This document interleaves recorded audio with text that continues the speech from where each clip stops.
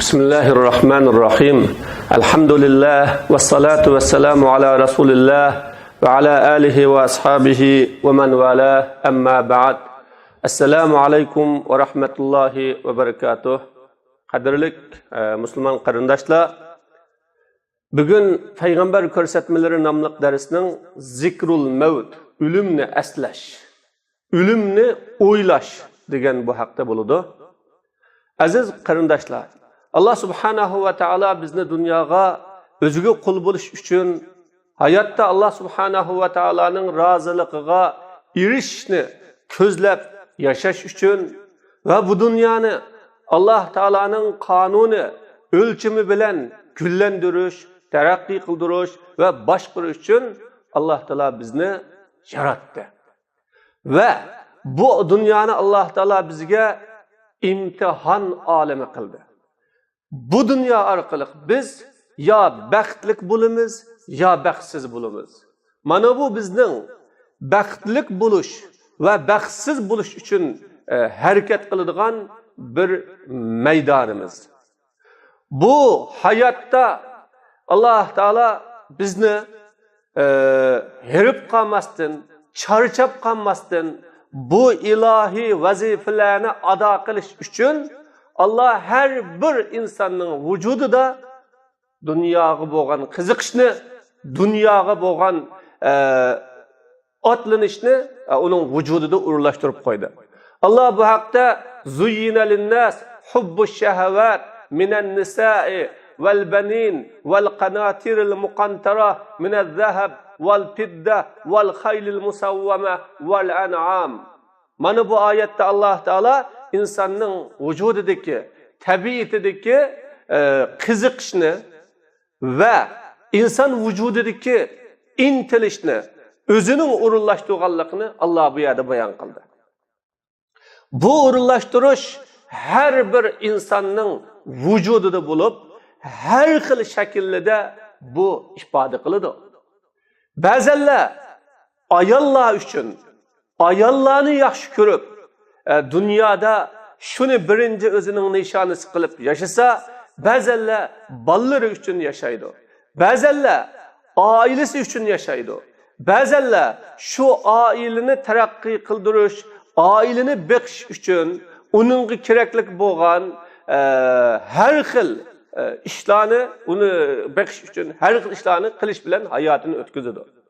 Demak, Alloh taolo mana bu oyat-i karimada hayotga kerakli bo'lgan insonning vujudida birinchi ayol zotini uning vujudiga o'rinlashtirganligi, u orqali inson oila qurib, oila bilan taraqqiy qiladiganligini, oilaning davomlashishi uchun, insonning dunyodagi hayotini davomlashtirish uchun cho'qim oilada avlod bo'lish insonning tabiatida bo'lganligini Allah bizga bayon qildi. Buni o'rlashtirdi.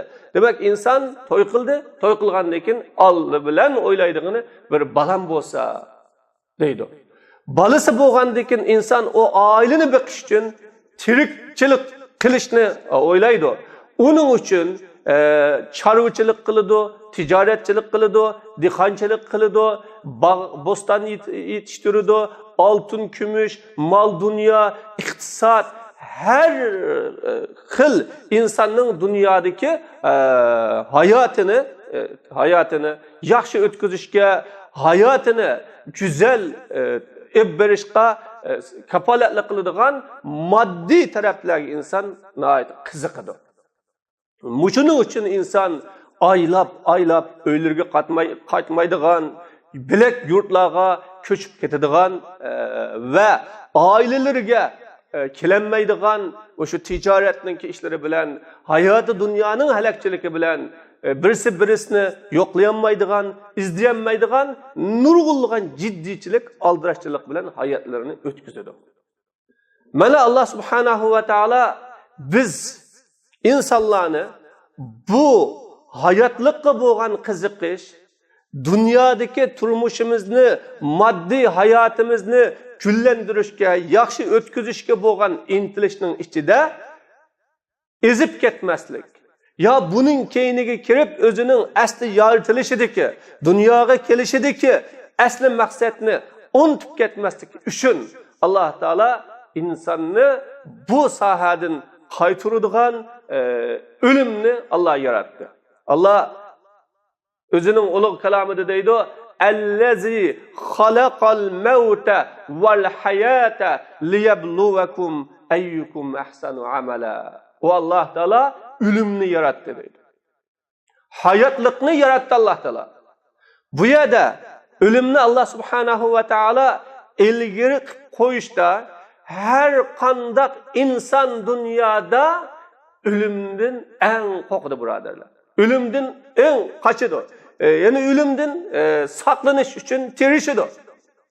Alloh bu orqali o'limni men yaratdim. Hayotlikni men yaratdim. O'lim va hayotlik mening qo'limdagi narsa o. O bir insonning hayotini xohlagancha nobud qilinmaydi. Bir insonning hayotida xohlagancha turolmaydi. Uni men bekitib qo'ydim, o'lchamlik o'rinlashtirib qo'ydim. Shu o'lchamning ichida insonga keladi va shu o'lchamning ichida inson yashaydi deb Alloh taolo o'lim bilan hayotlikni bu yerda yaratganlikni bayon qildi. Buningdagi hikmat liyabluwakum ayyukum ahsanu amala. Sizlarning qaysinglar eng to'g'ri, eng xolis, shariatga muvofiq amal qiladi, buni sinash uchun, imtihon qilish uchun deb Alloh taolo bu orqali hayotlikning bir chegirasi borligini, uning oxirisi borligini, inson hayotida o'lmay, dunyodan ketmay yashamaydiganligini, bu o'limdan iborat, bu haqiqat insonning beshida har vaqt cho'g'lab turadiganligini, inson o o'limdan qochib qutulanmaydiganligini Alloh bayon qilish orqali kishilarni mana bu dunyoning keniga kirib ketmaslik, dunyo rohatlaridan bahramand bo'lish uchun butun o'zining ustidagi mas'uliyat, omonat, vazifa, hayotga dunyoga nima ishga kelganligidan iborat va nima uchun dunyoga akilingandan iborat bu maqsadni tushunmay yo tushunsimi buningga tirishmay yashab ketmasligi uchun Alloh taolo mana bu yerda o'limni bizga yaxshi yo'lga undaydigan, yaxshi yo'lga qiziqtiradigan bir omilning qatorida bayon qildi. Demek aziz birodarlar, Alloh Qur'oni Karimda o'limni 115 ga yaqin yerda tilga olgan. O'lim degan kalimani. Bu har bir o'rinda bir maqsadni ifodalash uchun tilga olgan. Masalan, ba'zi o'rinlarda Alloh taolo o'limdan eng qo'rqayotgan, qechayotgan, o'limning gapini qilsa xuddi u o'zgarib boshqacha bo'lib ketadigan insonlarga va o'limdan qechib mas'uliyatni ustiga olmaydigan, omonatni unutadigan, vazifalari uchun mangmaydigan, o'ziningki Alloh subhanahu va taolo uning ustiga otgan taklifotlarini ado qilmaydigan odamlarga o'lim Alloh subhanahu va taoloning qo'lida ekanligini bayon qilish uchun Suratul Baqarada alam tara ilallazina kharaju min diyarihim va hum ulufun hazaral maut faqala lahumullohu mutu summa ahyahum degan so'zi bilan Alloh javob beradi. Ya'ni bu oyat ilgiriki millatlarning ichida bir turkum kishilar bo'lib, ularni payg'ambarlari jihadga chaqirgan. Ular jihadga borsak o'lib ketamiz, shahid bo'lib ketamiz, bizning uzun yashog'imiz beydi, umr dunyoda tug'imiz beydi deb ular shu jang maydonlarini hayotlikdan ayiradigan va dunyoda inson yosh ketadigan ve insan bu hayattaki baxt saadeti ve xushallik nasibisidan mahrum qo'ydigan bir maydon deb tushunib o'limdan qochgan ular. Alloh taolo u kishilarga qila lahum mutu. Allah buyruq qilgan. O'linglar deb hammaga. Alam tara ilallazina qila lahum alam tara ilallazina kharaju min diyarihim wa hum ulufayna. Yurtlaridan minglab köçmen bulup, muhacir bulup çıkıp ketken adamlarga, yurtlarini başkalar besip kelgende, tajavuz qilib kelgan vaqtda yoki yurtlarga vabo kesili kelgan vaqtda bu yerda tursak o'lib ketadi ekanmiz. Bu yerda tursak jenimizdan ayrilib qoladi ekanmiz deb yurtlarini tashlab, minglab keçip ketken adamlarning ahvoliga qaramadingizmi deydi Alloh taolo. Ölüm qaçıdigan narsa emas bu. Ölüm sen onundan keçip qutuladigan yoki sen onun tarafiga yuzlanib, onunga erishgili bo'ladigan bir narsa emas deydi Alloh. O ölüm senin qo'lingdagi, sen hukmronlik qila oladigan, sen uni boshqara oladigan, sen uni ilgari qila oladigan bir narsa emas deydi Alloh taolo. Har bir insonning beshiga tutilgan, uğurlaştırılgan. Allah onu xuddi insanның üstüdeki quyosh, ay, kecha kunduz, kainatning sistemasini inson o'zgartirmaganiga o'xshash, ening üstüdeki ölümni inson o'zgartirmaydigan bir haqiqat. Bu haqiqatdan kechish bilan, bu haqiqatdan o'zini bir chetga elish bilan qutulg'ili bo'lmaydi deb Alloh taolo bayon qilib, shu xalqninki misolini bizga berdi. Ve hum ulufun hazaral maut. Yani ölümden keçip, ölümden korkup çıkıp ketken ulardı. Özünün yurtunu taşlayatkan. Allah ularning cevap verip faqala lahumullah. Ölümler dedi Allah Teala. Yani Allah ularni o'ltirdi. Hammaga Allah Teala buyruq qilib Allah o'ltirdi. Summa ahyahum. Allah ularni o'ltirib bo'lgandan keyin qaytadan tirildirib, mana öldürüş, tirildirish, ölüm, hayatlık mening qo'limda. Sizlarning ölüm maydonlaridan, ya ölüm ba joylardan, ya inson o'lib ketadigan guman ba joylardan qochganligingni sizlarning bu ölümden qutulishning yo'li emas deb Alloh taolo biz mu'min musulmonlarga mana bu yerda ölümninki bizning imkoniyatimizda emas, Allah'ın kudretli ekanligini bizga bu oyat bilan bayon qildi. Bu oyat orqali Allah ölümni bizga yaxshilikdan to'sadigan, yaxshi amallarni qilishdan to'salg'i bo'ladigan yoki üstümüzdeki mas'uliyat amonatlarini ado qilishga ölüm bizni to'sadigan sabab bo'lib qolmaslikka Alloh taolo chaqirdi bu yerda. Bu rıgbetlidir Allah Teala. Yeni bir ayette Allah Teala فَاِذَا جَاءَ أَجَلُهُمْ لَا يَسْتَأْخِرُونَ سَاعَةً وَلَا يَسْتَقْدِمُونَ. Bu insanların bekitilgen ölüm müddeti kelgan vaqtda ular ne bir minut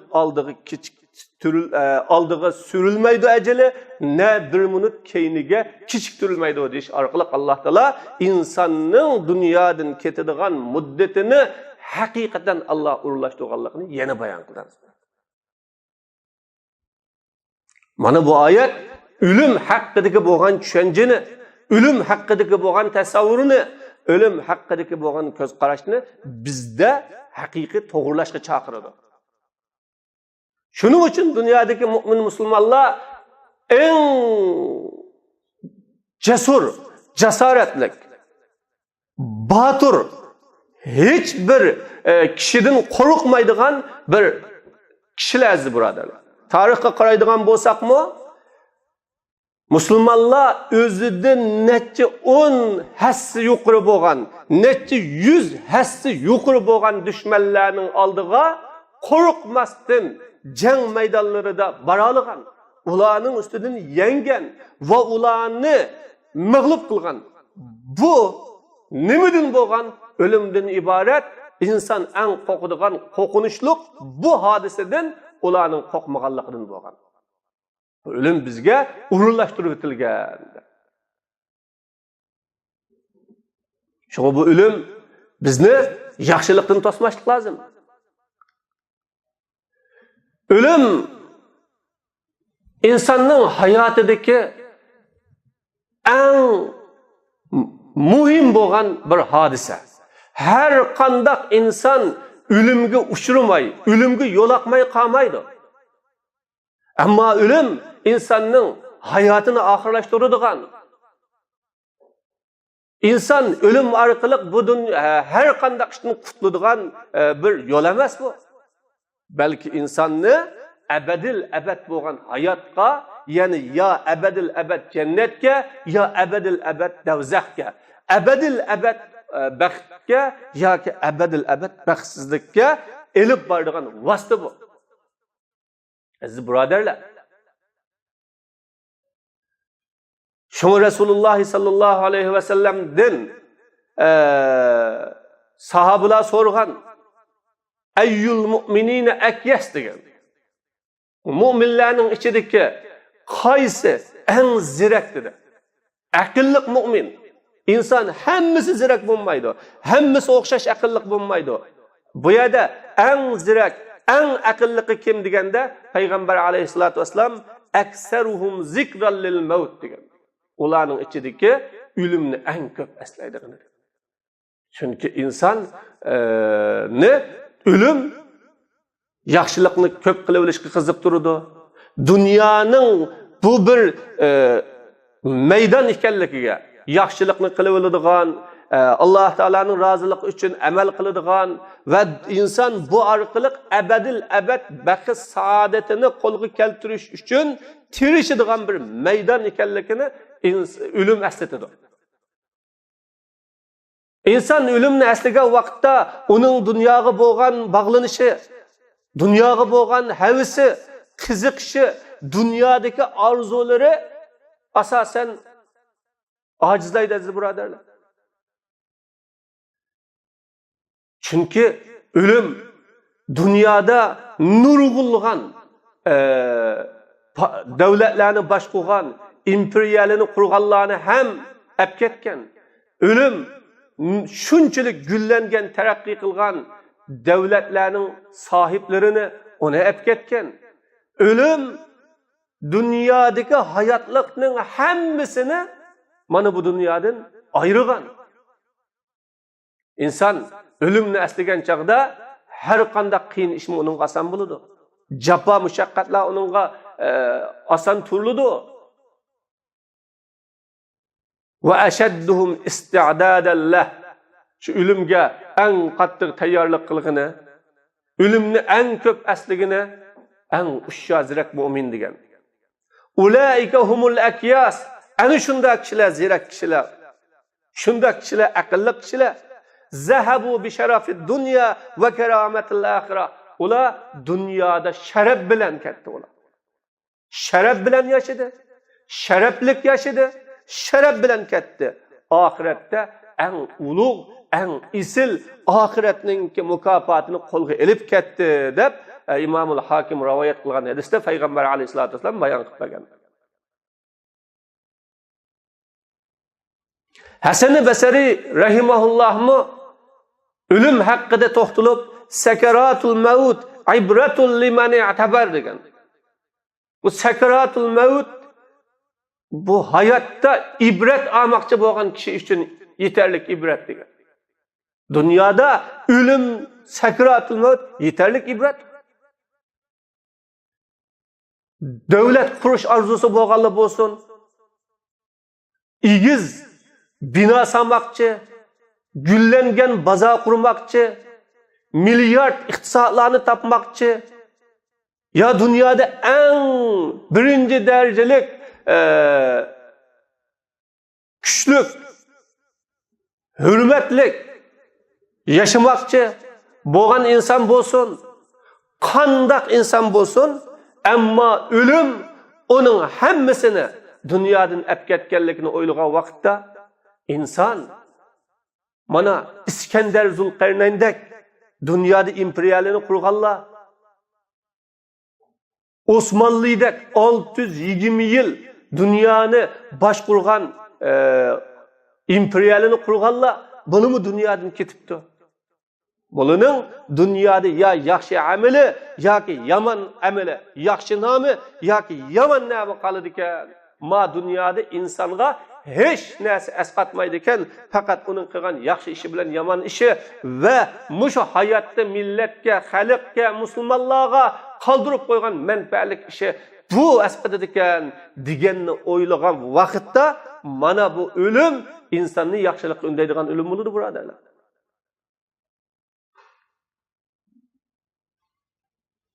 Allah Teala'mı vacaat sakratul maut bil haq zalike ma kunte minhu tahid. Mana ölüm sakratul maut hakikat hak bulup geldi ya. Bu sen onundan davamlı qıçıvatkan bir işti. Ölümden kaçettin sen. Ölümni oylamıgan idin sen. Mana bu halgı çüşüp kalışını xiyalınga ekemigen sen idin. Ama ölümni oylamaydigan, ölümni xiyal qilmaydigan hech qanday bir inson bo'lmasligi mumkin aziz birodarlar. Hamma inson biz hamon o'lib ketamiz. Bu dunyoda hech kim yashamagan, bu dunyoning qonuniyati zodi bizmi ketamiz deydi. Ammo inson u deganligi o'limni o'ylaganlik emas u. Chunki u o'ylash insonni yaxshilikqa qiziqtiranmasa, yomonlikdan to'sanmasa, to'g'ri, durust yashashga undiyanmasa, o o'lim uningga hech o'ylaganlik, hech qanday bir manfaat qilmaydi aziz birodarlar.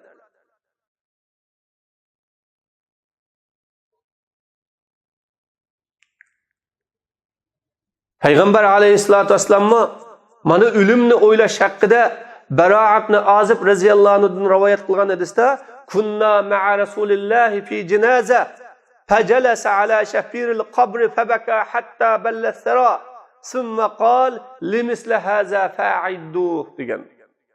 Biz Rasululloh bilan birga bir janoza namozida birga edik. Janozani qo'yg'ili qabristonlikka chiqqan edik. Rasululloh qabrining livida o'ltirdi. O'ltirib yig'lab ketdi. Hattoki u Resulullah'ning ko'zdan oqqan yoshlari mangzidan tushib to'pilinimi ho'l qilyapti. Tuproqlanib ho'l qilyapti. Rasululloh shundoq yig'lab ketdi shu yerda. O'zini tutib ololmadi. Yig'lab bo'lgandan keyin Rasululloh mana buning uchun tayyorlik qilinglar dedi. Hamma podshoh bo'lsanlarmi kelasizlar, gaday bo'lsanlarmi kelasizlar, er bo'lsanlarmi, ayol bo'lsanlarmi kelasizlar. Dunyoda insonning unvoni, sharifi, o'rni, huquqi nim bo'lsin, bir qonuniyat borki, kullu nafsin zaiqatul maut. Har bir jon o'limni tatiguchi, o'limni yo'laqquchi degan mana bu qonuniyatni Alloh taolo o'rinlashtirib bo'ldi. O'limdan qachon boshla bu silini bu yerga akilido, shu tuproqqa akilido deb Rasululloh bunga tayyorlik qilinglar degan. Shuning uchun mu'min musulmon o'limni ko'p o'ylash kerak aziz birodarlar. O'lim buningdan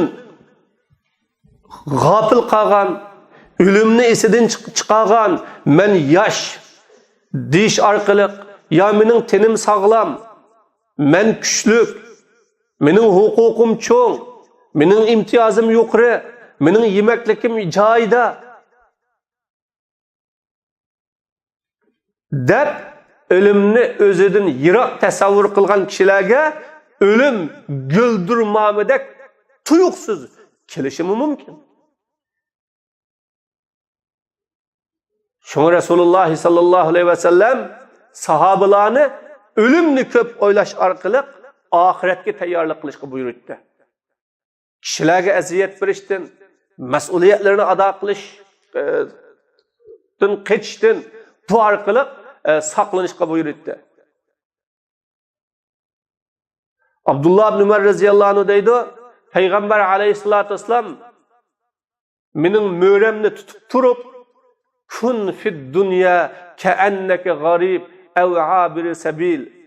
Sen dunyoda xuddi g'irib anasidan ayrilgan, dadisidan ayrilgan, vatanidan ayrılgan, iqtisodidan ayrılgan, igichaqsiz qolgan, yolg'iz, bechora kishiga o'xshash yashagan. Ana shunda bo'lg'in sen deb Rasululloh qalbini dunyoga bog'lamaslikqa, bütün ümit arzularini dunyoga bog'lamaslikqa, hisobning hammani dunyoning hisobini qilmaslikqa buyurgan aziz birodarlar. Biz bugun dunyolikdan ziyon tortsak, dunyolikdan bir narsadan ayrilib qolsak, ichimiz pushidi, ko'zimizdan yosh oqidi. Shuning uchun nurg'unlagan da'volarni qilamiz. Uning keynida nurg'un jidallarni qilamiz. Ammo üstümüzge yüklengen, biz onun için dünyaya akilingen dinimiz, akidimiz, imanımız, amel ibadetimiz, mukaddesatımız bu türlük tecavüzlükle uçursa, bu depsende kılınsa, bu çeklense, bu yoktulsa, bunun için ne mi kılımız? Kolumuzdan ne mi kılıdı? Dep, özümüzge her türlü banalarını kökstüp, turvatımız aziz birodarlar. Ammo ölüm bu shundoq banalarni qo'ygan, banalar bilan o'zini oldigan insonlarga haqiqatni hamon aytib turadi. Ev abir sabil yoki yo'lovchidek yashag'in dedi payg'ambar alayhisolatu vasallam. Chunki bir shahardan yana bir shaharga ketayotgan, bir yurtdan yeni bir yurtga ketayotgan kishi o yo'lda minish jayronida uy solmaydi. U yer uchun men bu yerda yashasam bo'g'dak deb alohida tayyorlik qilmaydi. Qalbini u yerga bog'lamaydi. U yerning ishlariga alohida ko'ngil bo'lib ketmaydi. Nima men yo'lchi ketimi bu yerdan? Bu mening yurtim emas. Men bu yerda yashamayman. Deb o insan iyaga ko'nglini bog'lamaydi. Biz mu'minlarmi dunyodan kelimiz va dunyodan ketimiz. Allah bizni bu dunyoga akeldi va dunyodan aketadi. Qarab bakinglar, sog'an uylar qoldi. Topgan pullar qoldi. İnsanning bu dunyoda qurib qo'ygan davlatlari qoldi. Ep qo'ygan oliy unvonlari qoldi. Necha yillik hayotini birib, hayotini shuningga dasmi qilib turib, qo'lga keltirgan unvonlari hammasi qolib qoldi. Allohning oldiga asqadirgani iymon, amali solih o'zining har kuni uning ustiga tushgan vazifani ado qilish aziz birodarlar. Shunga Rasululloh bizni dunyoda oddiy-soddiy yashashga buyurgan. Yeni bir hadisde Resulullah İzâ mâtel insan inqata'a amaluhu illa min salas sadaqatin cariyeh ev veledin salihin yed'u leh ev amelin yuntefa'u bih. İnsan ölgen vaqtda onun ameli to'xtaydi dedi. Bütün ameli to'xtaydi. Fakat 3 ishdan to'xtamaydi. Biri davomliq iqib turadigan sadaqasi bo'lsa, kitap yazıp koydu. Bir avlatını Allah'ın dinine hizmet kıldıgan terbiyelep koydu. Medrese kurup koydu. Boşunun kokşugan sadaka cariye. Ya ki ininge dua kılırgan yakşı bala, salih bala bir mümin Müslümanını kaldırıp koydu. Ya ki inin bilen menfaatlanıdığan yakşı emel. Başka Müslümanlar o arkalık menfaatlanıdığan, menfaati tigidiğan, üner kesip, bu menfaatlik bir ishni qilib qo'ydi. Mana buningdan uningga bir kishilik sababchisi bo'lganligi uchun, o'rgatuvchisi bo'lganligi uchun uningga bir kishilik ajr savob bo'ladi, yetadi desa, ammo uningdan boshqa insonning amali uziladi deb Rasululloh bayon qildi bu yerda. Amali uziladi deb Rasululloh bayon qildi. Demak, aziz birodarlar, o'lim shuning uchun mu'minga nisbatan qo'rqinchli emas. Ölüm müminga nisbatan qo'rqinchli emas. Chunki ölüm mu'minni ya jannatga yaqinlashtiradi, jannatga akiradi yoki do'zaxga akiradi. İmam Buxoriy rivoyat qilgan hadisda Abdullah ibn Mas'ud radhiyallohu anhudan al-janna aqrabu ila ahadikum min shiraki na'lihi wan naru mislu zalik degan. Jannat insonning oyog'ining bo'g'ichidanmi yaqinroq. Do'zaxmi shuningdek dedi. Chunki inson bir minutdan keyin bormi yo'qmi? Bir kundan keyin bormi yo'qmi? Bir aydan keyin bormi yo'qmi? Balkim bir soatdan keyin bormi yo'qmi uni bilmaydi. Hech bir inson o'zining bir kunlik, bir oylik, bir yillik hayotiga kafillik qilolmaydi. Men yashayman deb. Faqat Allohning rahmatidan umid qiladi. Meni bir Alloh taolo uzun umr beradi deb Allohdan tilaydi. Chunki insonning qo'lida o'limni to'sab qiladigan hech qanday narsa yo'q. Agar bo'lgan bo'lsa, bugun dunyoda milliard emas inson sanab bulanmaydigan iqtisod bilan uning o'limini saqlab qoladigan kishilar bor. Ammo hech kim chora amal qilolmaydi. Shuna İmamul Baqir degan kishi salaflardan la yablughu ahadukum haqiqatal iman hatta yakuna fihi thalatha khisal. Sizlarning biringlar iymonning haqiqatiga uning 3 xislat bo'lganga qadar yetanmaydi dedi. Buning birisi hatta yakunal mautu ahabba ilayhi min al-hayat. Ölüm uningga dunyoda yashashdan suyumliroq bo'lganga qadar u iymonning haqiqatiga yetanmaydi dedi. Chunki ölüm uni Allohga yetkazadigan bir vosita. Ölüm jannatning eshigini ochadigan bir vosita. Ölüm bu hayotdan ishlaydigan hayotdan mukofotini oladigan hayotga opiradigan bir vositasi birodarlar. Bir inson bir oy ishlasa, oy oxirisida o'zining maoshini oladigan kunni, soatni qanchalik orzu qiladi? Bir oy to'shsa maoshimni olsam, oy to'shsa foydamni olsam, oy to'shsa men oladigan mukofotimni olsam deb uni shunday orzu qiladi. Shuningdek bu hayotda yaxshi ish qilgan mu'min, yaxshi bilan shug'ulgan inson Allohning oldiga berishni shu qadar orzu qiladi birodarlar. Mu'minni o'lim qo'rqitmaydi. O'limdan qo'rqmaydi. Mana Firavun o'ziga jang e'lon qilgan, haqiqatni Fir'ondan iborat jallatning oldida ochiq oshkora jakoligan sohirlarga lausallibannakum fi juzu'in nakhli va la ta'lamunna ayyuna ashaddu azaban wa abqa dedi.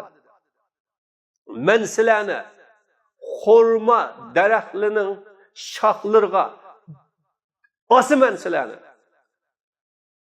Sizlar mening oldimda menga inkor qildinglar. Meni düşman tutdinglar. Menga bo'ysunmaymiz.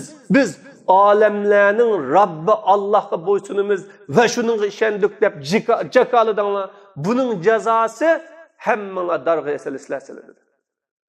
Sizlar mening azobim ig'irmi, qattiqmi yoki sizlar ishongan Robbinglarning Allohning azobi qattiqmi? Mana hozir bilisizlar deb darg'a esib o'ltirdiganligini, hatto qo'llarini, putlarini kesib tashlaydiganligi bilan tahdid qilgan chog'ida o mu'minlar nima dedi?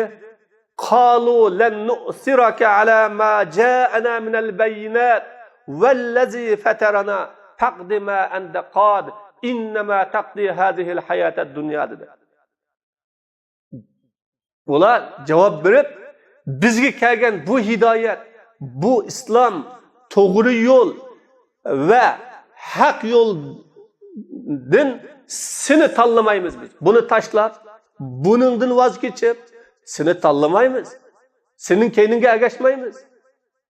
Ve bizni yaratkan Rabbimizni koyup, onu unutup seni tanlamayız biz.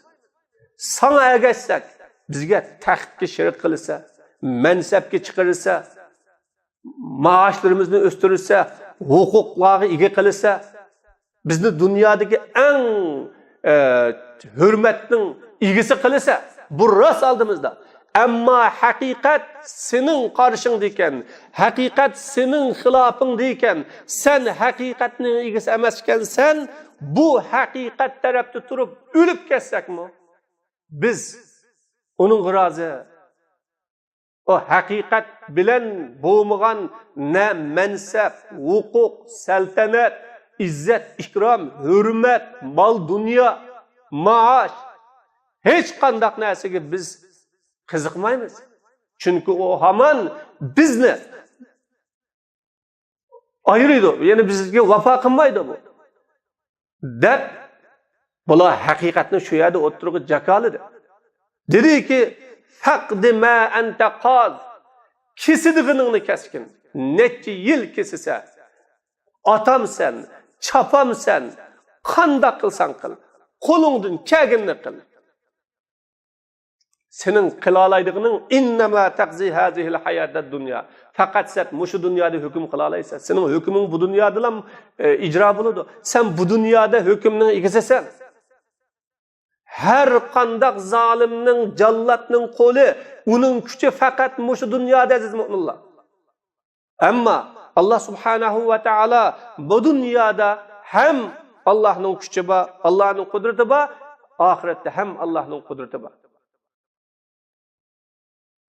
Mana bu müminge nispeten ölüm korkunçluk emas. En korkunçluk mümin ölümden kokap durup hakikatten yüz örüş. Ölümden kokap durup hakikatni taşlaş. Ölümden kokap durup özlüğünün üstüge düşken mesuliyetini ada kılmaslık. Ölümden kokap durup özünün dini, akidesiga, özünün imanıga, Allah subhanahu ve taala yaratkan dünyaga geliştiki hakkı maksadiga karşı yaşaş, mana bu bir müminge, bir insana nispeten en korkunçluk bu.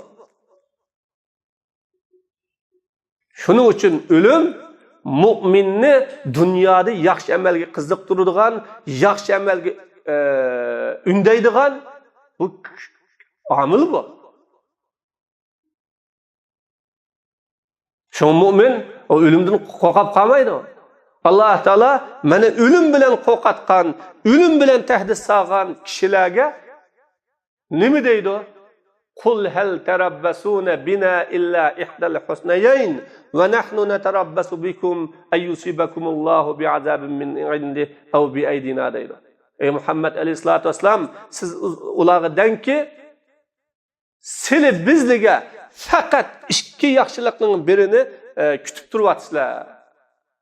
Ya dünyada izzet bilen, hürlük bilen, öz-özümüzge hucu bo'lgan holatida, Rabbimizni rozi qilgan holatida yashaydigan yo'lni kutyapsizlar yoki shahodatni kutyapsizlar.